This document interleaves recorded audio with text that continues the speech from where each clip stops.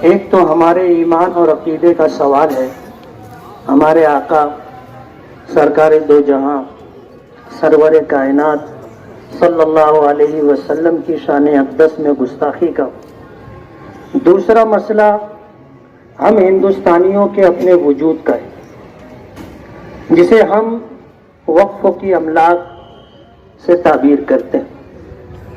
ابھی آپ نے یہ بات سنی کہ اس ملک میں 10 سال کے عرصے میں مسلمانوں کو تعلیمی، سماجی اور اقتصادی اور سیاسی طور پر نقصان پہنچانے کے لیے وقت کی حکومت نے جو اقدامات کیے ہیں، جو قوانین بنائے ہیں، ان میں سب سے زیادہ خطرناک قانون جو اس وقت لانے کی اور نافذ کرنے کی، منظور کروانے کی کوشش کی جا رہی ہے، وہ وقف ترمیمی ایکٹ ہے. اوقاف صرف ہندوستان ہی نہیں بلکہ پوری دنیا میں اپنی ایک حیثیت رکھتا ہے. سب سے پہلا وقف ہمارے آقا جناب رسول اللہ صلی اللہ علیہ وسلم نے کیا تھا کہ جب آپ مکے سے ہجرت کر کے مدینہ منورہ تشریف لے گئے تو آپ نے 2 یتیم بچوں سے ایک اجاڑ باغ خریدا تھا اور اسے اللہ کے گھر مسجد نبوی کے لیے وقف کیا تھا. دور نبوی میں صحابہ کرام وقف کرتے رہے. مدینہ منورہ میں پانی کا ایک کنواں تھا جس سے میٹھا پانی لوگوں کو ملتا تھا. وہ ایک یہودی کی ملکیت تھا اور وہ پانی فروخت کرتا تھا. جن لوگوں کے پاس پیسہ ہوتا تھا ان کے لیے پانی خریدنا کوئی اتنا مشکل مسئلہ نہیں تھا، لیکن غریبوں کے لیے پانی پینے کا پانی مہیا کرنا مسئلہ تھا. وہ بڑی مشکلوں سے پانی خریدا کرتے تھے. عام مسلمانوں کی اور عام لوگوں کی تکلیف کو دیکھتے ہوئے نبی کریم صلی اللہ علیہ وسلم نے فرمایا تھا کہ کون ہے جو یہ کنواں خریدے اور اسے عام مسلمانوں پر، عام لوگوں کے لیے وقف کر دے کہ اس کا بھی اس پر اتنا ہی حق ہوگا جتنا ایک عام انسان کا ہوگا.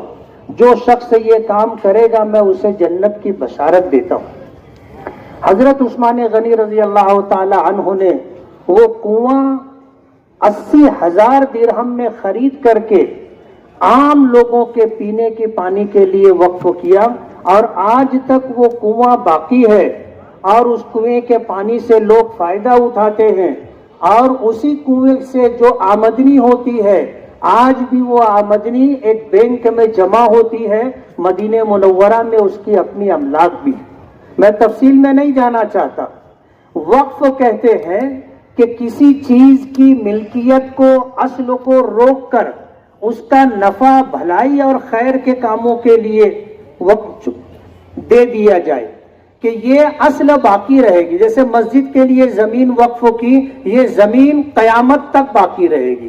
مدرسے کے لیے، یتیم خانے کے لیے اگر کوئی زمین، کوئی جگہ وقف کی گئی، یہ قیامت تک باقی رہے گی. اس میں نہ وراثت جاری ہوگی، نہ اسے خریدا جا سکتا ہے، نہ اسے بیچا جا سکتا ہے، نہ کوئی انسان اس میں تصرف کرنے کا حق رکھتا ہے. یہ اپنی ملکیت سے زمین نکال کر کے اللہ تعالیٰ کی ملکیت میں دے دی جاتی ہے. اللہ اس جگہ کا مالک ہے.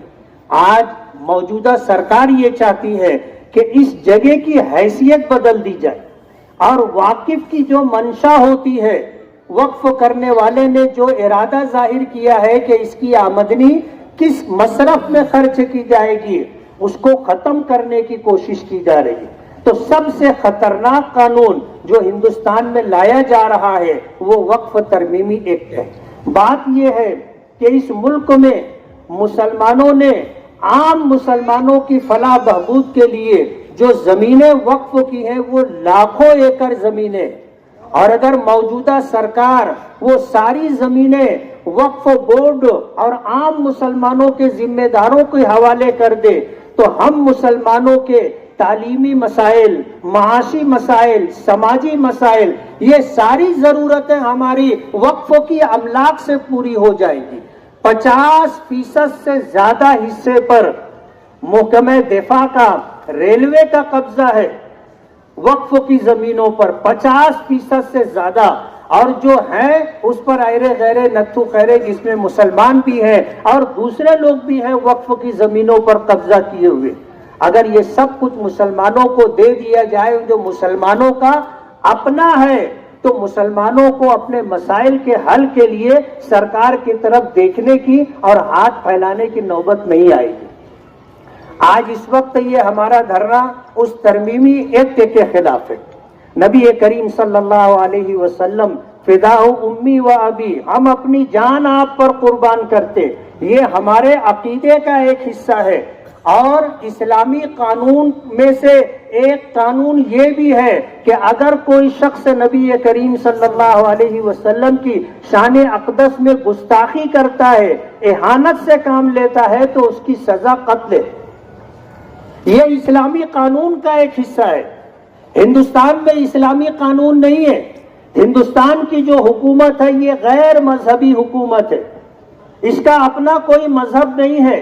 اس ملک کو ڈاکٹر بابا صاحب امبیڈکر اور ان کے ساتھیوں نے ایک قانون دیا، ایک سنویدھان دیا ہے. یہ ملک اسی قانون کے تحت چلتا ہے اور اس قانون کے اندر ہر مذہب کے ماننے والوں کا اپنا پرسنل لا، اس پر عمل کرنا، اس کی تبلیغ کرنا، اس کی تعلیم دینا اور اپنے مذہب کو باقی رکھنے کے لیے جدوجہد اور کوشش کرنا قانون کا ایک حصہ ہے. ہر مذہب کے ماننے والے ہندوستان میں رہتے ہوئے اپنے مذہب پر عمل کرنے میں آزاد ہیں. اسلامی قانون میں سرکار دو عالم صلی اللہ علیہ وسلم کی اہانت کی سزا قتل ہے. ہم ہندوستان میں مذہبی حکومت نہیں ہے اور ہمیں ہماری شریعت نے قانون ہاتھ میں لینے سے منع کیا ہے. ہم قانون ہاتھ میں نہیں لیتے. یہی وجہ ہے کہ ہم ایف آئی آر رجسٹر کرانے کے لیے پولیس اسٹیشن جاتے ہیں. ہم اپنے مطالبے کو منوانے کے لیے حکومت وقت کے چیف منسٹر ہوں، دیگر منسٹر ہوں اور قانون کے ذمہ داران ہوں ان کے پاس دہائی دیتے. ہم قانون ہاتھ میں نہیں لیتے. لیکن اس کا یہ مطلب بھی نہیں ہے کہ کوئی بھی ایرا غیرہ اٹھے اور ہمارے آقا کی شان میں گستاخی کرے. قانون کو اپنا کام کرنا چاہیے. اگر قانون کے رکھوالے انصاف سے کام نہیں لیں گے تو ظاہر بات ہے یہ آگ ہمارے گھر سے بڑھ کر کے آپ کے گھر تک بھی آئے گی. ہمارے قرآن کریم کا حکم ہے وَلَا تَسُبُّوا الَّذِينَ يَدْعُونَ مِن دُونِ اللَّهِ فَيَسُبُّوا اللَّهَ عَدْوًا بِغَيْرِ عِلْمٍ، کہ تم دوسروں کے معبودوں کو، ان کے خداؤں کو برا بھلا مت کہو ورنہ وہ لاعلمی میں تمہارے خدا اللہ کو بھی برا بھلا کہیں گے. ہمیں منع کیا گیا ہے. ورنہ عیب سے پاک تو اللہ کی ذات ہے. آپ اگر دیو مالائی داستانیں چھانیں گے اور ملکوں کی تاریخ اگر دیکھیں گے تو آپ کو عجیب و غریب واقعات ملیں گے. ہم کسی کے مذہب کی مذہبی شخصیت کو برا بھلا نہیں کہتے اور کہنا بھی نہیں چاہتے، ورنہ کہنے کے لیے بہت کچھ ہے. آج اس وقت سرکار دو عالم صلی اللہ علیہ وسلم کی شان میں جو گستاخی کی گئی تھی، ہم قانونی راستہ اختیار کر کے ایف آئی آر دینا چاہتے ہیں. ہم قانونی راستہ اختیار کر قانونی کارروائی کروانا چاہتے ہیں. ہم قانونی راستے پر جا کر اپنے حق کا اور قانون کی بالادستی کا مطالبہ کر رہے ہیں. اور اگر اس طرح قانون کی خلاف ورزی کرنے والوں کی حمایت میں کچھ ٹلو قسم کے لوگ اور کچھ بٹلر جیسے لوگ آ کر کے اگر اس طرح کی بات کرتے ہیں کہ مسلمانوں کو مسجدوں میں گھس گھس کر کے ماریں گے، ای خیال استو محال استو جنون، یہ دیوانے کی بڑھ ہے. وہ زمانہ لگ گئے جب خلیل میاں چھلانگوں سے فاقتے مارا کرتے تھے. ہم تو برجستہ یہ بات کہتے ہیں کہ ہم کسی کے گریبان تک ہاتھ نہیں لے جاتے، لیکن اگر کوئی ہمارے گریبان تک ہاتھ لانا چاہے گا وہ ہاتھ کاٹ دیں گے. اور اگر کوئی ہماری مسجد میں گھس کر کے مارنے کی بات کرتا ہے تو ہم علل اعلان یہ بات کہتے ہیں کہ اگر اپنی ماں کا دودھ پیا ہوگا، اپنے باپ کی اولاد ہوگا تو مسجد میں آ کر کے بتا دے. مسجد میں اپنی مرضی سے آ سکتا ہے لیکن مسجد سے نکل کر کے جا نہیں سکے گا. ہم نے بھی کوئی چوڑیاں نہیں پہن رکھی ہیں اور ہمارا ایمان ہم کو موت سے نہیں ڈراتا. ہم تو مرنا شہادت سمجھتے ہیں اور مرنے کے بعد اگر مرنے والا दुनिया में वापस आने की तमन्ना करेगा तो वो शहीद होगा, जो जन्नत से भी दुनिया में वापस आने की तमन्ना करेगा। इसलिए मौत से हम नहीं डरते, हम तो जान हथेली पर लेकर के चलते हैं। आज मुल्क में जिस तरह के हालात हैं, सबसे ज्यादा बुरा वक्त तो मुसलमानों पर है। आज 70-72 साला शख्स अगर 40 गांव से थाना जाता है तो उसकी मॉब लिंचिंग होती है, उसको मारा जाता है। 70-72 साला बुजुर्ग उम्र दराज शख्स को 10-20 लोग मिल करके मारते, ये कोई बहादुरी है? इस तरह की जो बात इस मुल्क में हो रही है, ये मुल्क के लिए, मुल्क वासियों के लिए बहुत खतरनाक है। आज इस वक्त हम लोग जो धरना दे रहे हैं, ये एक अलामती धरना है, ये एक अलामती धरना है। इसके लिए हमने कोई बहुत लंबा चौड़ा प्रचार नहीं किया। हम ये चाहते थे कि हमारे शहर में लोगों के जो जज्बात हैं, उन जज्बात के निकलने का कोई रास्ता, कोई प्लेटफॉर्म होना चाहिए। हम इस बात का यकीन रखते हैं कि जिसकी तारीफ इस कायनात के बनाने वाले ने की है, जिसको बुलंदी, बुजुर्गी, शान इस कायनात के बनाने वाले ने दी है, गैरे गैरे नत्थु खैरे लोगों के बोलने से उनकी शान में कोई फर्क नहीं पड़ता। चांद पर थूकने वाला अपना थूक चांद तक नहीं पहुंचा सकता, वो थूक उसके चेहरे पर ही वापस आएगा। इंसाफ पसंद लोग, चाहे वो रामगिरी महाराज के मानने वाले लोग हों, वो भी इस बात को पसंद नहीं करेंगे कि किसी मजहबी शख्सियत को इस तरह निशाना बनाया जाए। ऐब से पाक अल्लाह की जात है, और रामगिरी महाराज में भी अगर हम ढूंढने जाएंगे तो 50 बातें मिल जाएंगी, उनके लोगों ने बताई है। लेकिन हम ये सब कुछ लोगों में लाना नहीं चाहते। हम रामगिरी महाराज का हमारे आका से कोई मुकाबला नहीं करना चाहते। हमारे आका की शान है जो है वो है। अल्लाह ने फरमाया वरफ़अना लका ज़िक्रक, कि हमने आपके जिक्र को बुलंदी अता की है। पूरी कायनात में सूरज निकलने से लेकर के सूरज डूबने तक फिजा में अगर कोई नाम गूंजता है तो वो हमारे परवरदिगार अल्लाह का नाम गूंजता है, अल्लाह अकबर की शक्ल में, और नाम गूंजता है तो हमारे आका सरकार दो आलम सल्लल्लाहु अलैहि वसल्लम का अशहदु अन्ना मुहम्मदर रसूलुल्लाह की शक्ल में।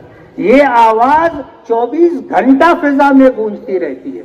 ऐसे हालात के अंदर आज हमारा ये धरना है, अलामती धरना है। आज इस मौके पर आप सभी हजरात तशरीफ लाए, हम सभी हजरात के शुक्रगुजार हैं, और शुक्रगुजारी की जरूरत नहीं है, ये हमारी मजहबी जिम्मेदारी और फरीजा है, और एक हिंदुस्तानी होने के एतबार से हमारा फर्ज बनता है कि इस मुल्क में औकाफ की हिफाजत के लिए हम जद्दोजहद और कोशिश करें। आज इस मौके पर नितेश राणे ने की मजम्मत की जाती है कि जिसने आम मुसलमानों को मस्जिद में घुसकर मारने की धमकी दी है। इसी तरह रामगिरी महाराज ने जो हमारे आका की शान में गुस्ताखी की है, हम उसका निषेध, उसकी मजम्मत करते हैं, और वक्फ तरमीमी बिल के ताल्लुक से हुकूमत वक्त से मुतालबा करते हैं कि वो अपना ये तरमीमी वक्फ एक तो वापस ले।